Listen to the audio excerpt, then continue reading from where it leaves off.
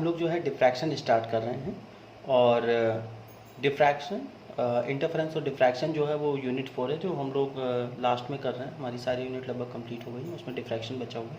और डिफ्रैक्शन में हम लोग जब स्टार्ट कर रहे हैं तो हमको सबसे पहले समझना चाहिए कि डिफ्रैक्शन होता क्या है।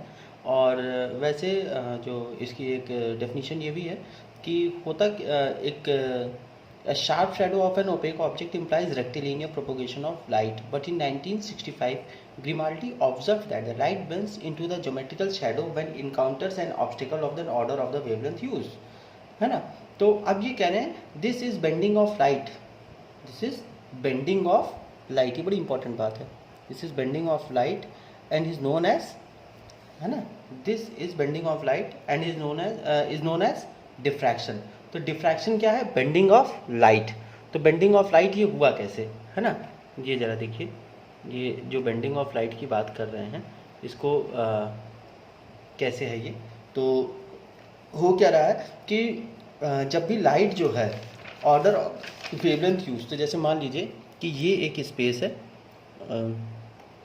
ये एक स्पेस है और इससे एक मोनोक्रोमेटिक या कोई भी ऐसी वेव जो है वो जो है वो पास कर रही है। तो एक स्पेस ये हो जाएगा, इसको आप सी कह दो क्योंकि आगे भी हम लोगों ने ये किया। और जो वेवलेंथ यूज़ हो रही है वो लैम्डा है। तो कह रहे हैं लैम्डा और सी जब एक ही ऑर्डर की होती है तभी जो है वो डिफ्रैक्शन होता है। तो क्या इसके अलावा डिफ्रैक्शन कभी नहीं होता? नहीं होता है, मगर वो इतना सिग्निफिकेंट नहीं होता है कि हम उसको देख पाएँ। तो इन जनरल क्या होता है कि लाइट जब भी एक, जैसे मान लीजिए कि ये एक नैरो स्पेस है और यहाँ पे सब ओपेक है ना, ये जो है वो एक ओपेक ऑब्जेक्ट है, इससे लाइट पास कर रही है तो लाइट सीधे ही चलती है।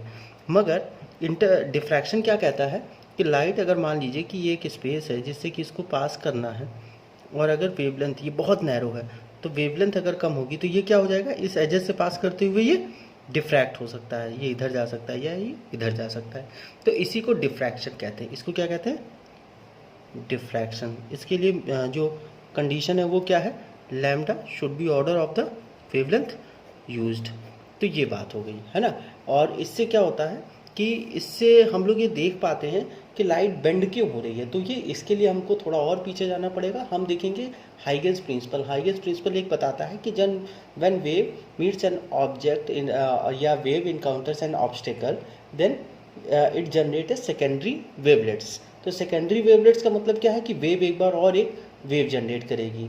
तो अगर मान लीजिए कि यहाँ पे एक वेव है और ढेर सारी वेव यहाँ से पास कर रही हैं तो क्या होगा कि हर बार जो है ये यहाँ पे एक नई वेव जनरेट करेगी। अगर ये आई तो यहाँ पे एक नई वेव, फिर ये आगे बढ़ी, फिर पीछे से एक और वेव, फिर ढेर सारी वेव जो है वो यहाँ से पास करने लगेंगी और हर बार ये जब ऑब्स्टेकल को मीट करेगी तो ये पॉइंट सोर्स जैसा जो है वो एक नए पॉइंट सोर्स जैसा रिएक्ट करेगा।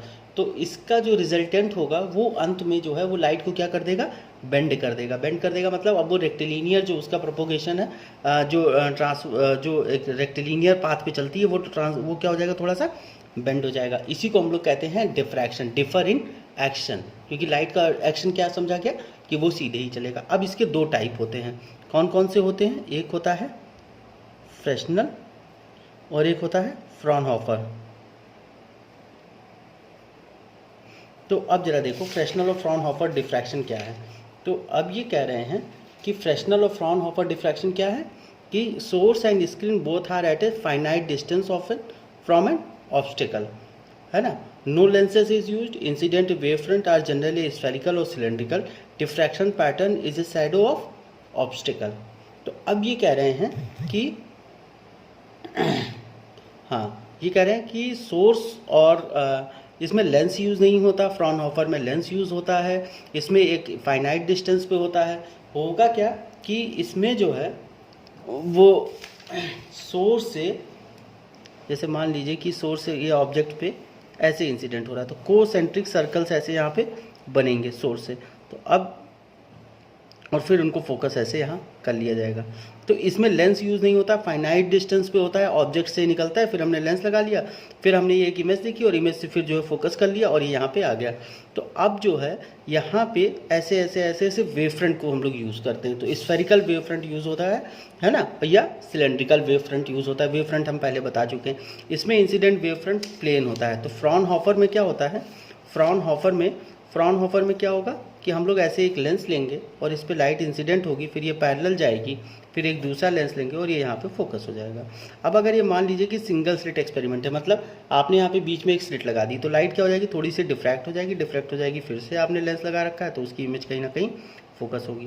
तो जो यहाँ पे होनी थी, इस पॉइंट ऑब्जेक्ट की इमेज यहाँ बननी थी, Fraunhofer due to Fraunhofer diffraction क्या हो जाएगा, वो थोड़ी सी ऊपर बन गई, तो डिफ्रैक्शन भी हुआ और उसकी एक पॉइंट ऑब्जेक्ट की एक इमेज बन गई। मगर इसमें लेंस यूज़ हुआ, अगर ये मान लीजिए लाइट्स को पैरेलल कर रहा है, तो no matter from where, no matter how much distance the light have travel, है ना, कोई मतलब नहीं हो कहाँ से आ रही है, क्योंकि पैरेलल हो गई ना। मगर यहाँ पे क्या होगा, क्योंकि यहाँ पे कोसेंट्रिक सर्कल्स हमको देखना है, तो ये डिस्टेंस मैटर करती है। तो अब ये कह रहे हैं कि incident wave front are generally spherical और सिलेंड्रिकल, यहाँ पे छोटे छोटे लेंस लगा के हम लोग इसको फोकस करते हैं। Diffraction pattern is a shadow obstacle, इसमें इमेज बनती है। इसमें वेव फ्रंट कैसा होता है, प्लेन होता है। Combination of lenses is used, इसमें लेंसेज यूज होते हैं। और हमने क्या देखा कि इनफाइनाइट डिस्टेंस हो सकती है।